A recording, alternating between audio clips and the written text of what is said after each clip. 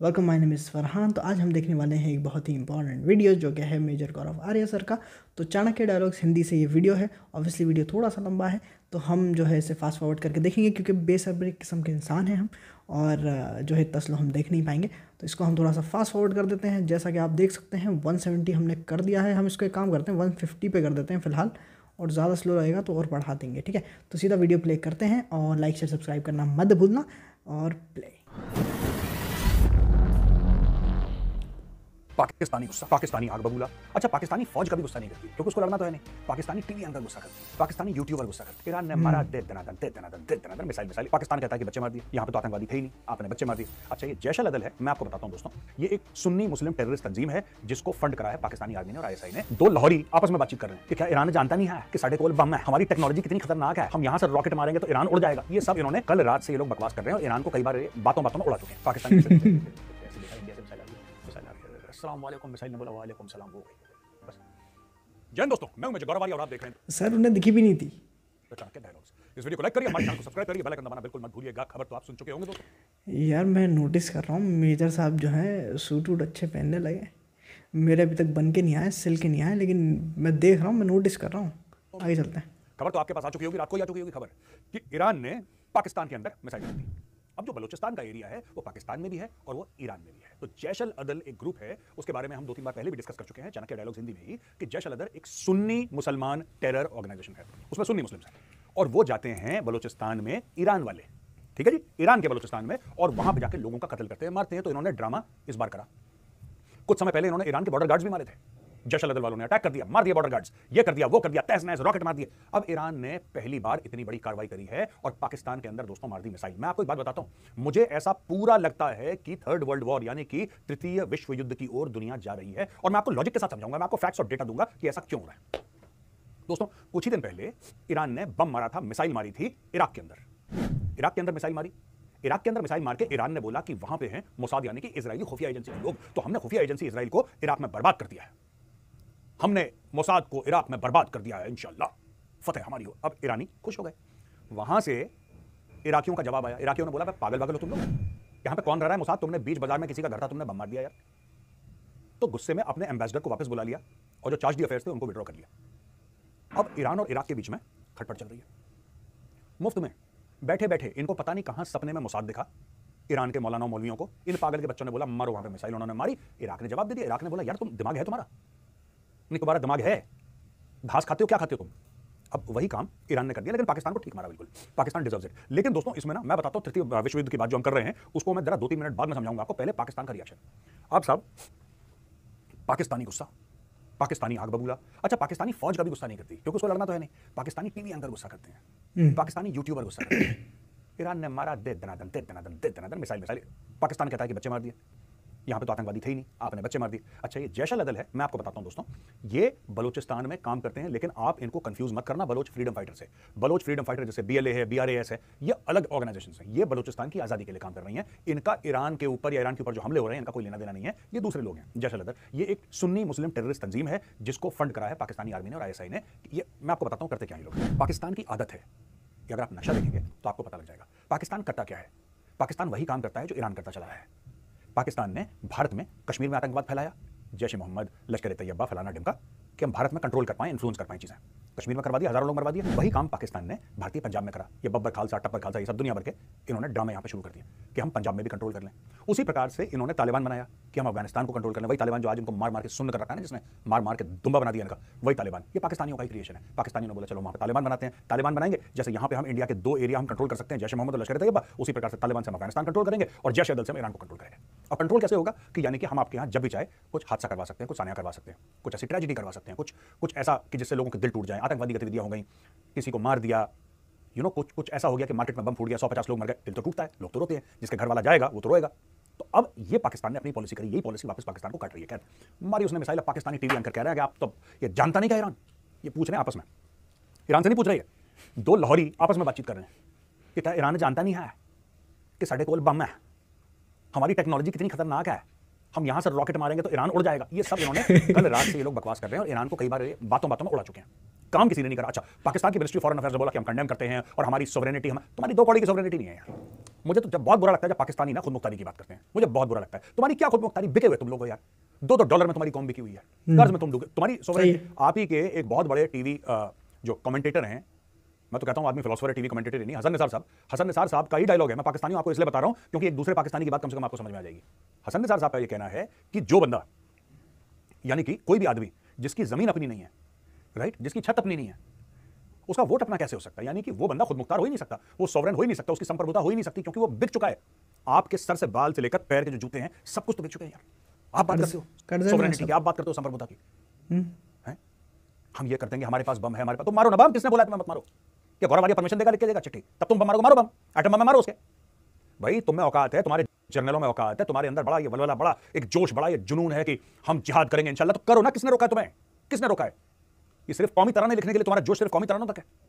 ओ भाई करो उस पर अटैक। उसने कर दिया, और अटैक करने पहले सोच लेना तुम्हें उसको $18 अरब देने हैं 2024 में, अगर तुमने पाइपलाइन नहीं बनाया तो।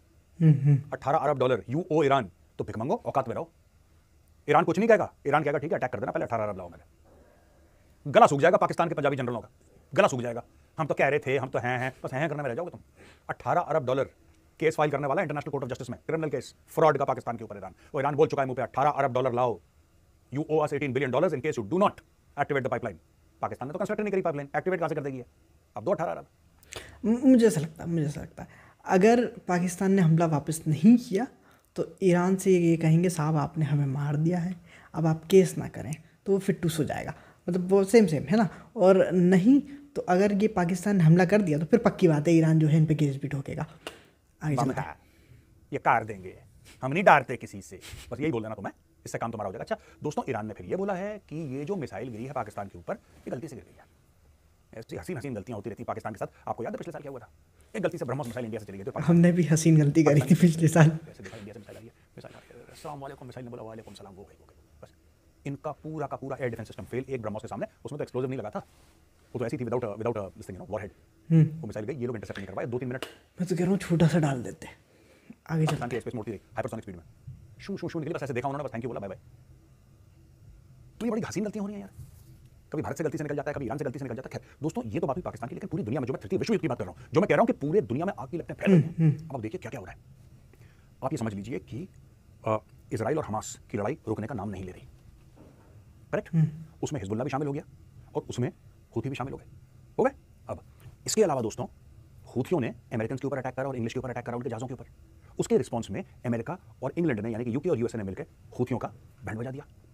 उधर जो बाइडेन फोन करते हैं ईरान के प्रेसिडेंट रईसी को, रईसी इतनी रईसी भी ठीक नहीं है बेटा, इतना मारेंगे, इतने बम मारेंगे, गरीब बन जाओगे। उसने उसको धमकी दे दी। वहां पे तुर्की पहले कुर्दों पे अटैक करता है, लेकिन तुर्की की भूख नहीं मिटती, तुर्की आगे और मजीद हमले करता है। किस पर? तुर्की ने दोस्तों अटैक कराया है सीरिया और इराक के अंदर।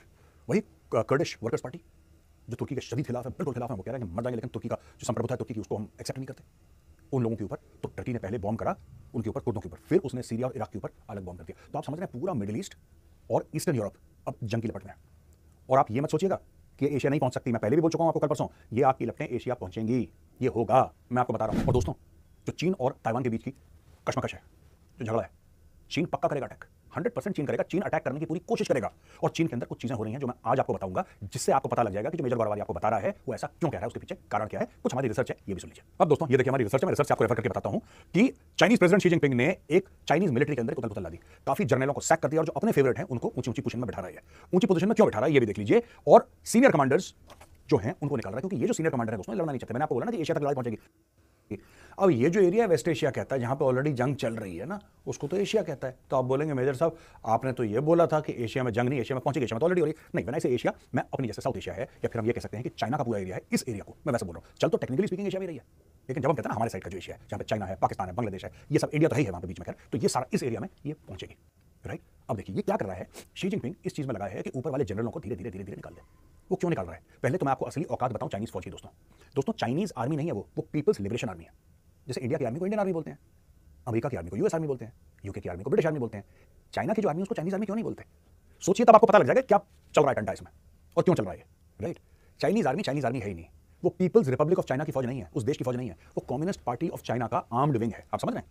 वो एक पॉलिटिकल पार्टी की आर्मी है, PLA army, PLA navy, PLA air force. जबकि पीएलए का नाम पीपल्स लिबरेशन आर्मी है, people's liberation army, people's liberation army navy, people's liberation army air force. ये अब आप समझ गए खेल। अब देखिए शी जिनपिंग क्या कर रहा है कि नीचे से एग्रेसिव कमांडर्स हैं, इसने गलवान में भी एक ड्रामा करा था और कई सालों से कर रहा है, क्योंकि इसको पता है कि जो आज की तारीख में इसके जनरल हैं ये लड़ने वाली जनरल नहीं है, ये लड़ने वाली फौज नहीं है चीनी आर्मी। ये बात भारतीय सेना को भी पता है अच्छे तरीके से कि लड़ने वाले नहीं, इनके पूरे फौजी हैं, ये सोल्जर, ये सब लड़ने वाले थोड़ा ना। ये इनके घर में एक एक बच्चे, तो एक एक बच्चे उसको राजा की तरह रखो। लिटिल एम्परर्स बोलते हैं चाइना में इसको। कोई इनको ज़्यादा दुख दर्द नहीं देता। जैसे एक बच्चा होता है ना घर में तो लाडला होता है, तो चाइना में वन चाइल्ड पॉलिसी रही, सारे के सारे लाडले। कौन भेजेगा फौज में? फौज में तो भैया जो जाएगा फौज में वो मौत के साथ खेलेगा, ये तो मरेगा या मरेगा।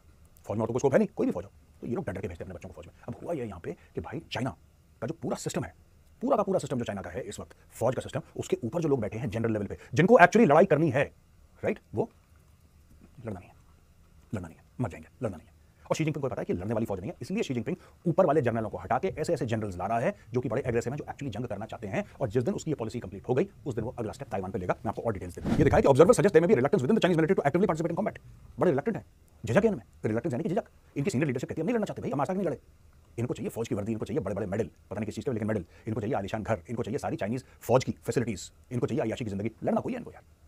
अब आपको ऐसी दूसरी फौज कौन सी लगती है जिसके जनरल बहुत करप्ट हैं और लड़ते नहीं हैं, मोटे मोटे पेट हैं जिनके, फालतू के मेडल लगाते हैं? दूसरी फौज कौन सी है? एक है जो मेरे दिमाग में आ रही है, तो जल्दी बताइए कमेंट सेक्शन में लिखिए दूसरी फौज कौन सी है। याद है आपको? है वाली जो फौज है ना, है वाली फौज, है वाली फौज की हरकतें भी इस फौज से मिलती हैं, तो नीचे कमेंट में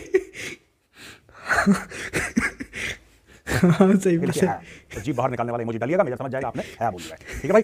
अब देखो शी जिनपिंग, पता गोविंदा का एक डायलॉग था, उसमें वो ऐसी बात करता था, मुझे याद नहीं आ रहा, उसमें ऐसी बात करता था वो, मुझे पता नहीं कौन सी मूवी थी वो, उसमें यही बोलता था मैं, है पता नहीं कौन सी मूवी है। ने एक एनालिस्ट है वहां पे जिसका नाम है गॉर्डन चैंग, ये कह रहा है कि गॉर्डन चैंग का मानना, ये भी चाइनीज है, इसका मानना है कि शी जिनपिंग ऐसे ऐसे जनरल्स ला रहा है जो कि हेजिटेट नहीं करेंगे। क्योंकि जब शी जिनपिंग चाह रहा था कि गलवान में एग्रेसिव एक्शन लो, इसके आपको याद है, आपको पता नहीं आपकी मिस हो गई नहीं हुई, आपको ध्यान भी होगा, कई चाइनीज जनरलों को गलवान एरिया से शी जिनपिंग ने हटा दिया, रिप्लेस कर दिया 2-3 बार। हर तीसरे चौथे महीने को रिप्लेस कर रहा था। क्यों? ये लड़ना नहीं जानते यार, ये चाहते ही नहीं लड़ना, डर के मारे बस इनके नाम से, इनके नाम का खौफ है। चाइनीज फौज आ रही है, चाइनीज फौज, जब शी जिनपिंग बोला जाके लड़ो, सामने इंडियन आर्मी है, इंडियन आर्मी यहाँ पे बोल रही है कि यार ठंड में बैठा रखा है, लड़ाई होने दी, अबे आओ तो फिर लड़ाई तुमसे, तुम लड़ना नहीं चाहते, फिर उसने सैक करा, दूसरे को भेजा, तीसरे को भेजा, चौथे को भेजा, लड़ने को राजी नहीं यार। तो इसलिए शी जिनपिंग को लगा तो बेइज्जती करवा देगी फौज मेरी, इसलिए शी जिनपिंग सबको ऐसे लोगों को एलिवेट कर रहा है जो कि एक्चुअली लड़ना चाहते हो। माओ त्से तुंग की प्लेबुक एक है, कहता माओ त्से तुंग की जो फिलॉसफी है उससे, जिसमें कि यूनाइटेड स्टेट्स ऑफ अमेरिका को सेंट्रल टारगेट लिया गया और उसके लिए पूरी चीन तैयारी कर रहा है। तो दोस्तों जिस तरीके से पूरी दुनिया में इस वक्त आग फैल रही है ना, अचानक देखिए इराक पे अटैक हो जाता है। इराक कहां था यार? इराक की तो कोई बात नहीं कर रहा था, इराक की कोई बात कर रहा था, कोई बात नहीं कर रहा था।